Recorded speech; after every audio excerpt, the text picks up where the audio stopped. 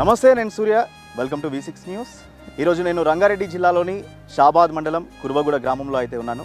So చూస్తున్నారు కదా, కాకరకాయ పంటలో అయితే మనం ఉన్నాం. సో ఈ కాకరకాయని ఎలా సాగు చేస్తారు, ఇది ఎన్ని రోజులకి ఈ పంట చేతికి వస్తుంది, అంటే విత్తినప్పటి నుంచి కాత కాసి కోత కోసి మార్కెట్కి తీసుకెళ్ళి దాన్ని అమ్మిన తర్వాత మనకు వచ్చే లాభ నష్టాలు ఎలా ఉంటాయి అనేది ఈరోజు మీకు చూపించబోతున్నాను.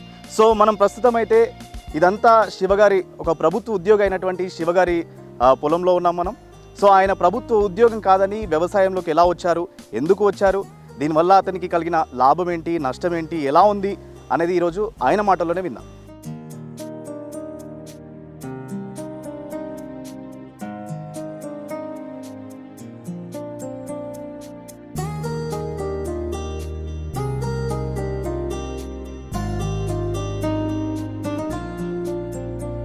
సో ఆల్రెడీ శివ అన్న అయితే ఇక్కడ ఏదో పని చేసుకుంటూనే ఉన్నాడు. అన్న నమస్తే. నమస్తే అన్న, ఏం సంగతి, ఎట్లున్నారు? బాగానే అన్న.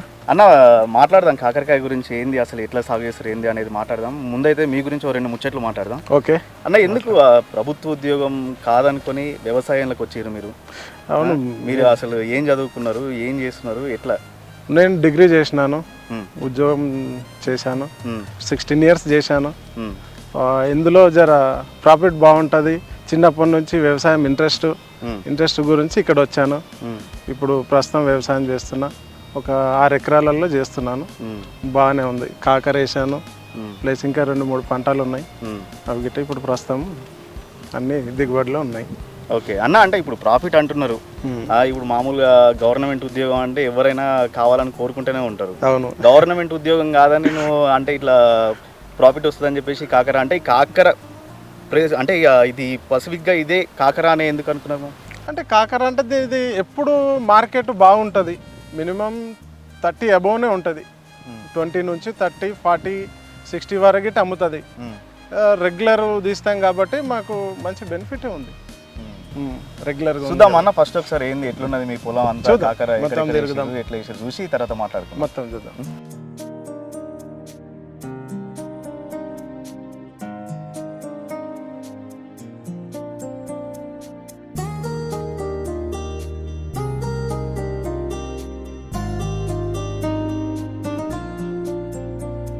శివన్న, అంటే ఎట్లా ఇప్పుడు ఇది ఏ రకం కాకర, ఏ రకం వేసిరు, అంటే ఈ నేలకు తగ్గట్టు?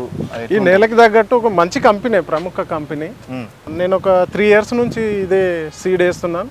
అంటే మీ నాన్న వాళ్ళు కూడా, మీ తాతలు నాన్నలు? మా తాత వ్యవసాయమే చేస్తుండే, మా నాయనే చేసిండు. ఇప్పుడు నేను గిట్ట నాకు ఇంట్రెస్ట్తోని నేను గిట్ట వ్యవసాయమే చేస్తున్నా. ఇప్పుడు దీనికి నేల ఎట్లాంటి నేల అనుగుణంగా ఉంటుంది? ఎర్ర నేలలో అయితే ఇంకా బాగుంటుంది, దిగుబడి గిట్ట మంచిగా వస్తుంది. దానికి కావాల్సిన పోషకాలు ఎర్ర నేలలో బాగుంటాయి. మామూలుగా ఖాతా ఎన్ని రోజులకి వస్తుంది? మనం విత్తు పెట్టిన కాడ నుంచి ఖాతా దింపాలంటే 70 రోజులు పడుతుంది మనకి. అంటే మీరు ఇక్కడ విత్తుతారా లేదా మొక్కలు ఇక్కడ? లేదు, లేదు, సీడ్ తీసుకొచ్చి సోయింగ్ చేస్తాం మేమే. Okay, direct sowing. అది ఎన్ని రోజులు పడుతుంది? మనకు 70 days పడుతుంది రావడానికి, కాపుకు రావడానికి. 70 days. ఇవి కాయలు ఎప్పుడు వస్తాయి? 70 రోజులకు మనం కటింగ్ స్టార్ట్ చేస్తాం. కటింగ్ స్టార్ట్ అవుతుంది 70 రోజులకి. మామూలు ఈ చీడపీడలు దీనికి కాకరకి ఎక్కువ ఉంటాయా, తక్కువ ఉంటుందా? చీడపీడలు బాగానే ఉంటాయి. దాని కొన్ని వేరే పంటలతో పోల్చుకుంటే ఈ కాకరకి చీడపీడలు అనేది ఎక్కువ ఉంటుందా, తక్కువ ఉంటుందా? తక్కువనే ఉంటుంది. చీడపీడలు తక్కువనే ఉంటుంది కాకరకి. వేరే పంటల కన్నా దీనికి తక్కువనే ఉంటుంది. అంత హెవీగా ఏమి ఉండదు. లైట్ మందులే ఉంటాయి. మంచిగానే ఉంటుంది. ఇప్పుడు మామూలుగా మీరు వార్తలు చూస్తూ ఉంటారు, కల్తీగాళ్ళు ఎక్కువ ఉంటారు, కల్తీ అవి మందులు ఎక్కువ అయిపోయినాయి అది అని చెప్పేసి. మరి అవి మీరు ఎట్లా గుర్తుపడతారు? అవి ఎట్లా దీనికి చీడపీడలు పట్టకుండా అది కల్తీ కాదు మందు మీరు మేము మంచి ప్రముఖ కంపెనీలు చూసుకుంటాం. మేము అది మనకు మంచి వర్కౌట్ చేస్తుందా లేదా దాన్ని చూసుకొని తీసుకొస్తాం. మేము ఏవంటే కల్తీ 2 నెంబర్వి తీసుకురాము. 2 నెంబర్ మార్కెట్లో బాగానే దొరుకుతుంటాయి. అవి గిట్ట అవి ఎట్లా గుర్తుపడతారు మీరు? అంటే దాన్ని లేబుల్ చూస్తాం, ఎక్కువ శాతం బ్రాండెడ్ని చూస్తాం, దాని బ్రాండ్ చూస్తాం. రెగ్యులర్గా ఒక దగ్గర తీసుకుంటాం కాబట్టి ఆ బ్రాండ్ మనకు ఈ వ్యక్తికి ఏది ఇవ్వాలనో అదే ఇస్తాడు అతను. మేము కొంచెం గుర్తుపడతాం కాబట్టి రెగ్యులర్ వ్యవసాయం చేసే వాళ్ళు గుర్తుపడతారు. మామూలుగా కొత్తగా చేసే వాళ్ళు చదువుకొని తెలియని వాళ్ళకి కొద్దిగా ఇస్తారు. మేమైతే లేబుల్ చూస్తాం, దాని మీద బార్గింగ్ కోడ్ చూస్తాం, పర్ఫెక్ట్గా చూసుకొని మేము అది తీసుకుంటాం. ఎంత మొత్తం ఎన్ని ఎకరాలలో వేసిరు కాకర? 2 ఎకర్ కాకర ఉంది ప్రస్తుతం. 2 ఎకర్స్. 2 ఎకర్స్. ఎంత ఇప్పుడు విత్తనాలు అంటే ఎన్ని పడుతుంది, ఎంత పడుతుంది కాకర తీసుకురావడానికి పెట్టుబడి? కానీ పెట్టుబడి అంటే మనకు ఎకరాకి వచ్చి ₹1,00,000 అవుతుంది మనకు కాకర, ఒక ఎకరానికి. ఇట్లా స్ట్రక్చర్ రెడీ చేసుకోవడానికి లేబర్ ఛార్జ్, ఈ మల్చింగ్ షీటు, డ్రిప్, ఈ కర్రలు, ఈ కీపర్ నెట్కి, ఈ వైరింగ్ అల్లుకోవడానికి మొత్తం 1 lakh ఖర్చు వస్తుంది పర్ ఎకర్కి. ఈ మల్చింగ్ షీట్ ఇది ఎందుకు పెడతారు అంటే ఈ కలుపు రాకుండా, దీనికి వాటర్ మంచి మేనేజ్మెంట్ బాగుంటుంది, తడి ఆరకుండా బాగుంటుంది, లోపల పోషకాలన్నిటి ఆవిరైపోకుండా దానికి సరైన పోషకాలు అందిస్తుంది మనకు చెట్టుకి.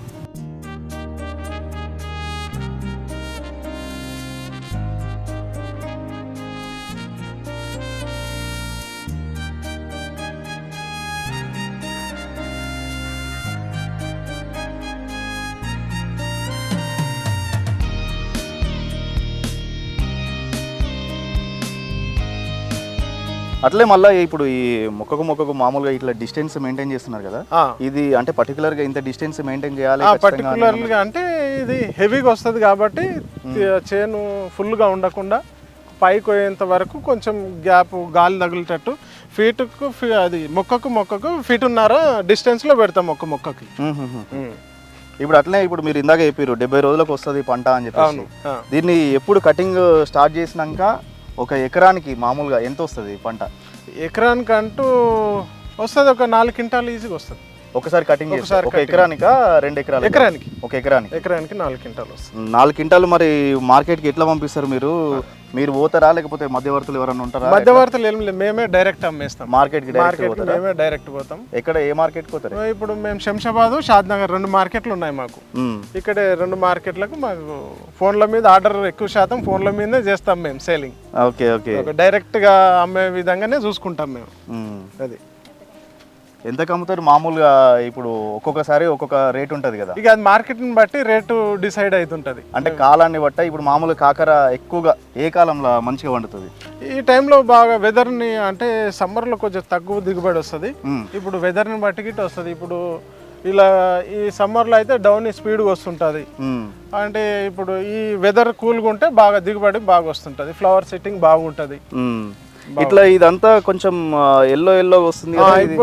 ఇప్పుడు ఎండలు ఎక్కువ ఉంటే ఎల్లో ఇష్యూ వచ్చేస్తూనే ఉంటుంది. మనం కొంచెం నెగ్లెక్ట్ చేసినాం మనకు, మందులు స్ప్రే చేయకుంటే డౌన్ చాలా స్పీడ్గా వచ్చేస్తుంది. ఎట్లా మందులు ఎట్లా స్ప్రే చేస్తారు? అంటే డైలీ స్ప్రే చేస్తారా? డైలీ చేయము, ఒక 4 డేస్కి 5 డేస్కి ఒకసారి చేస్తుంటాం. వాటర్ ఎట్లా పెడతారు మామూలుగా? వాటర్ డైలీ పోతాయి. Daily 1 time 2 times? 1 టైమే వేస్తాం. ఇట్లా బోర్లు ఉన్నాయి? బోర్లు దానికి సపరేట్గా ఎవరైనా మనుషులు వచ్చి చూసుకోవడము లేదు? మేమే చూసుకుంటాం దగ్గరుండి. ఫెర్టిగేషన్కి మెయిన్ ఇంపార్టెంట్ అది. ఫెర్టిగేషన్ చాలా ఇంపార్టెంట్, దగ్గరుండి చూసుకుంటాం మేము. అది అన్ని వేరు, ఫెర్టిగేషన్ వేరు. డోస్ ఎక్కువైనా కష్టమే, డోస్ తక్కువైనా దిగుబడి తగ్గిపోతుంది.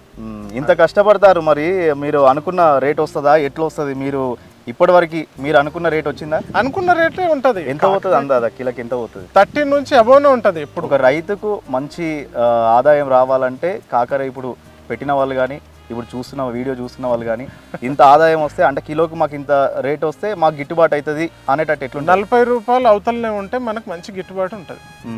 40కి తగ్గిందా, లో వచ్చింది అంటే మాక్సిమం రాదు. ఎంత లో అయినా కానీ ₹20కు తగ్గదు కాకర. మీరు ఇప్పటి వరకు చూసింది లో ఎంత?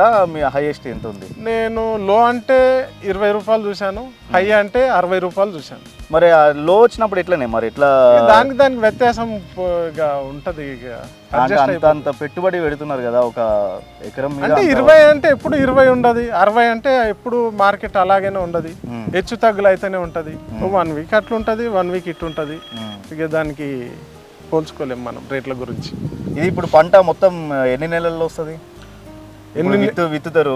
అవును. మొత్తం ఇది కటింగ్ అంతా ఎప్పటి వరకు అయిపోతుంది? ఇది 4 నెలలు వస్తుంది. 4 నెలలు వస్తుంది. మరి మిగిలిన టైంలో ఏం చేస్తారు? ఇంకా వేరే పంటలు ఏమన్నా వేస్తారా లేకపోతే ఇట్లా మళ్ళీ ఈ మాసం వచ్చేదాకా మళ్ళీ ఇది లేదు, మాసం వచ్చేదాకా ఏమి ఉంచము. ఇది అయిపోయిందంటే తీసేసి నెక్స్ట్ క్రాప్ కు ఏదైనా ప్లాన్ చేస్తూనే ఉంటాం. వేరే ప్లాన్ చేస్తాం. దీని తర్వాత బీర వేసుకుంటాం మేము. బీర వేసుకొని బీర తీసుకొని ఇక రొటీన్ ఏదో ఒకటి కంటిన్యూ చేస్తూనే ఉంటాం. ఆపము.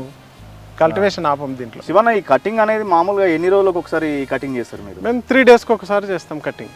3 డేస్కి ఒకసారి? 3 డేస్కి ఒకసారి చేస్తున్నాం ఈ కటింగ్ చేస్తారు. మరి ఇప్పుడు ఈ మధ్యలో ఇదంతా గ్యాప్ ఉంది కదా, ఇందులో ఈ అంతర పంటలు అనేవి ఏమన్నా వేస్తారా? ఎట్లా చేయొచ్చు. లేబర్ షార్టేజ్ వల్ల మేము వేయము, ఎందుకంటే వేరే ఉన్నాయి కాబట్టి.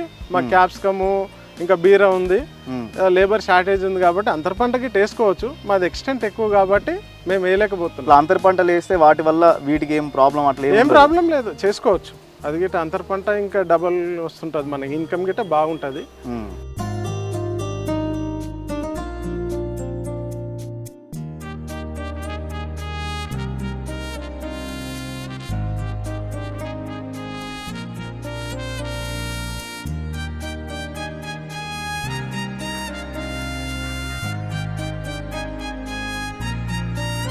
అన్న, ఇప్పుడు మార్కెట్కి మీరే తీసుకుపోతారు అన్నారు, ఆ ఫోన్లల్లో కొంతమంది ఆర్డర్ చేస్తారని చెప్పేసి అన్నారు. ఈ మామూలు ఇక్కడికి వచ్చి బేరం చేసేది అట్లా ఉంటుందా? ఇక్కడికి వచ్చి ఎవరన్నా మాకు ఇది కావాలి అని బేరాలు ఏమైనా ఉంటాయా? మార్కెట్ రేటు ఎట్లుంటుందో ఆ రేటు వస్తారు, ఇడికిట వచ్చి డైరెక్ట్ గిట్ట తీసుకుపోతారు.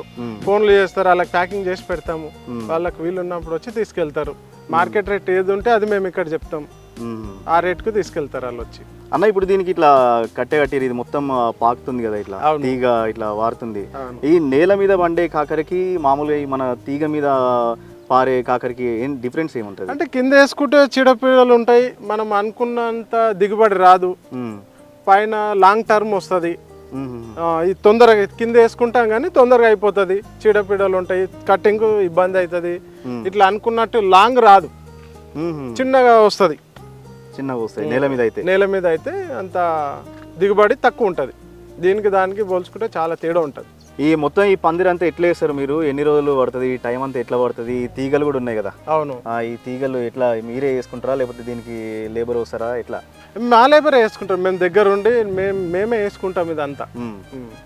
విత్తినప్పుడే మొత్తం ఇవన్నీ వేస్తారా లేకపోతే ఎట్లా వేస్తారు? లేదు, విత్తినాక అంతా ఇది సోయింగ్ అయిపోయినాకనే ఇది కర్రలు స్టార్ట్ చేసుకుంటాం. ఓకే, కర్రలు స్టార్ట్ చేసుకొని పందిరి అల్లుకుంటాం. ఇది ప్లాస్టిక్ వైర్, ఇది అంత ప్లాస్టిక్ అల్లుకొని తర్వాత ఇది కీపర్ నెట్ కట్టుకుంటాం. ఫిషింగ్ ఇది నెట్, ఇది 4 నెలల తర్వాత దీన్ని తీసేస్తాం. మళ్ళీ ఈ స్ట్రక్చర్ తీసేసి మళ్ళీ బీరకు ఫ్రెష్గా రెడీ చేసుకుంటాం. మళ్ళీ కాకర అయిపోయిన తర్వాత బీర అయిపోయిన తర్వాత మళ్ళీ కల్టివేషన్ చేసుకొని మళ్ళీ నెక్స్ట్ ఏదన్నా ఒకటి ప్లాన్ చేసుకుంటాం. తీగ ఉంచరు ఇక మళ్ళీ డిస్పోజల్ చేసేస్తాం. ఓకే, ఫ్రెష్గానే వేసుకుంటాం అన్నిటికీ. మళ్ళీ పెడితే వస్తుంది కానీ దిగుబడి తక్కువ ఉంటుంది. టైం వేస్ట్ అవుతుంది. దిగుబడి తక్కువ ఉంటే మా టైం అంతా వేస్ట్ అవుతుంది, లేబర్ అంతే ఉంటారు, మా వర్క్ అంతే అవుతుంది, దిగుబడి తక్కువ వస్తుంది ఇదే బెడ్లో పెడితే. అందుకని ఫ్రెష్గా చేస్తాం. అయితే ఖర్చు అవుతుంది కానీ ఫ్రెష్గా వేసుకుంటాం, దిగుబడి మంచిగా తీసుకుంటాం. మరి ఇందాక మనం మాట్లాడుకున్నాం, నాసి రకం మందులు ఉంటాయి, అవి కొట్టేటి అన్ని మంచిగా బ్రాండ్ చూసి తీసుకొచ్చుకుంటాం, కొడతాం అని చెప్పేసి అన్నారు. మరి మీరు ఎప్పుడన్నా ఇంట్లో మరి ఈ కాకర మీరు అనుకుంటారా? మేము అనుకుంటాం. ఎందుకు అనుకోము? మేము పండించినా మేము తింటాం కదా, మేము తింటాం. Weekly 1 time.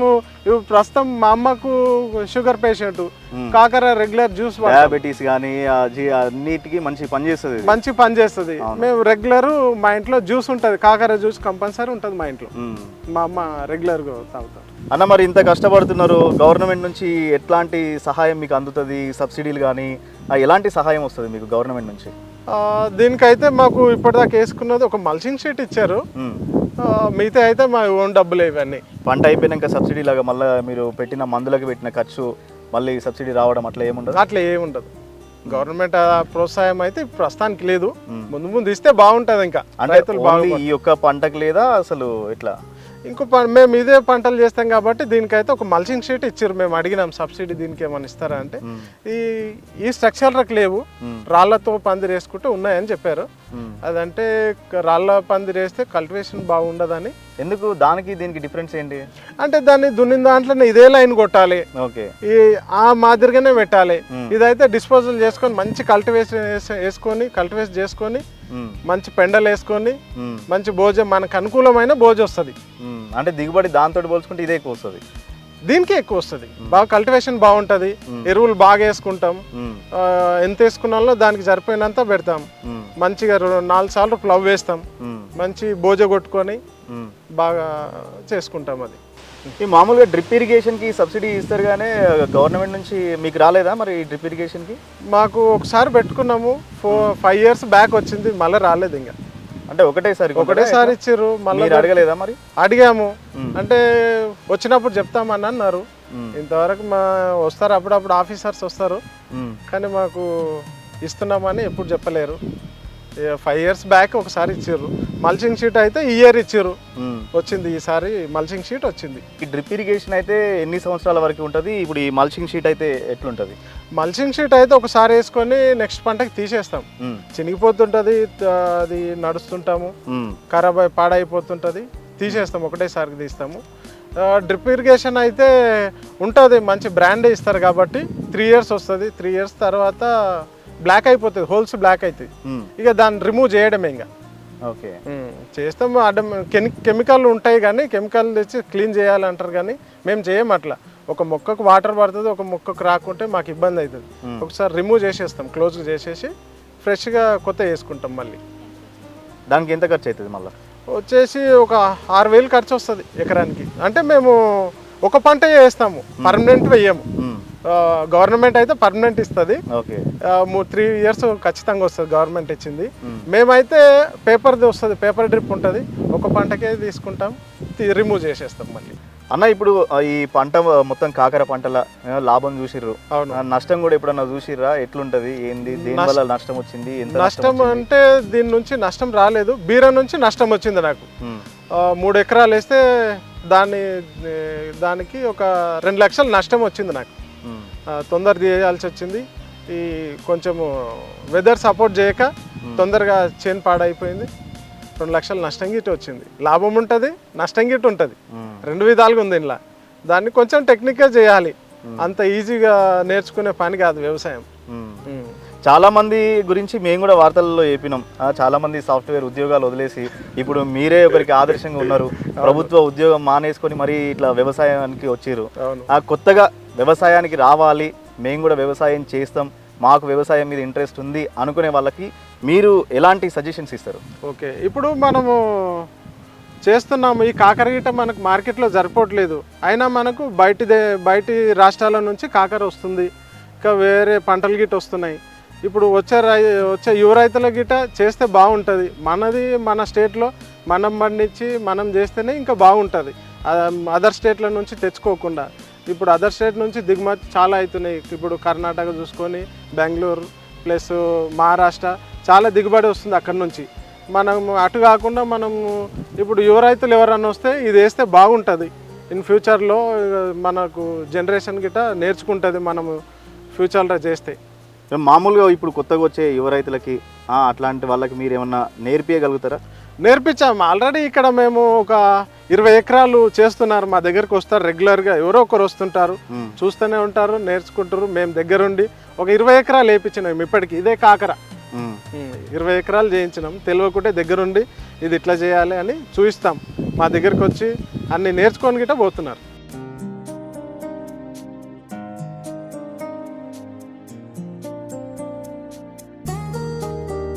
ఇప్పుడు అన్న ఇక్కడ పనిచేసే వాళ్ళు వీళ్ళు ఆల్రెడీ ఆ కాకరకాయ తెంపుతున్నట్టున్నారు, ఎక్కడి నుంచి వచ్చారు అన్న వీళ్ళు?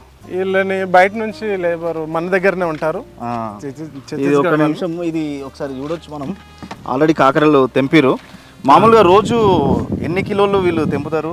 ఎట్లుంటది వీళ్ళ వర్క్? అంటే డైలీ ఉంటుందా, డే బై డే ఉంటుందా, ఎట్లుంటది? డైలీ వర్క్ కంటిన్యూ ఉంటుంది మనకు.